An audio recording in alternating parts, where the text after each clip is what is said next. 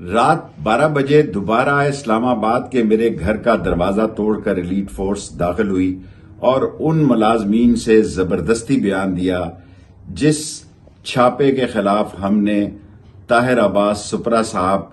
کی عدالت میں درخواست دائر کی ہے اور پولیس کو نوٹس ہوا ہے جس کی تاریخ 9 ہے، اور نہ صرف مارا گیا بلکہ ان کو مجبور کیا گیا کہ وہ پولیس کے حسب منشا بیان دیں، اور یہی صورتحال آج صبح 4 بجے لال حویلی میری والدہ کے گھر میں لال حویلی کے ملازمین کو سفید پوش لوگوں نے مارا پیٹا۔ اس ملک میں جنگل کا قانون بن گیا ہے، پولیس ذہنی اور اعصابی مریض ہو چکی ہے، گھروں میں توڑ پھوڑ کر رہی ہے، بے گناہ لوگوں کو اٹھا رہی ہے، اور سب سے زیادہ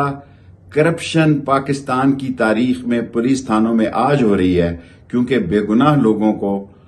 چھوڑنے کے لیے معاوضے کا معیار جو ہے، معاوضے کی مقدار بہت بڑھا دی گئی ہے۔ سدا بادشاہی خدا کی ہے، خدا کے ہاں دیر ہے اندھیر نہیں۔ میں قانونی چارہ جوئی کا حق رکھتا ہوں، انشاءاللہ حق کی فتح ہوگی۔ رات 12 بجے دوبارہ اسلام آباد کے میرے گھر کا دروازہ توڑ کر ایلیٹ فورس داخل ہوئی اور ان ملازمین سے زبردستی بیان دیا جس چھاپے کے خلاف ہم نے طاہر عباس سپرا صاحب کی عدالت میں درخواست دائر کی ہے اور پولیس کو نوٹس ہوا ہے جس کی تاریخ 9 ہے، اور نہ صرف مارا گیا بلکہ ان کو مجبور کیا گیا کہ وہ پولیس کے حسب منشا بیان دیں، اور یہی صورتحال آج صبح 4 بجے لال حویلی میری والدہ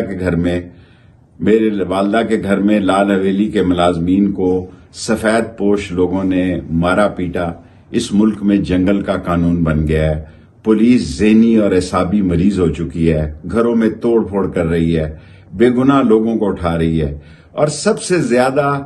کرپشن پاکستان کی تاریخ میں پولیس تھانوں میں آج ہو رہی ہے، کیونکہ بے گناہ لوگوں کو چھوڑنے کے لیے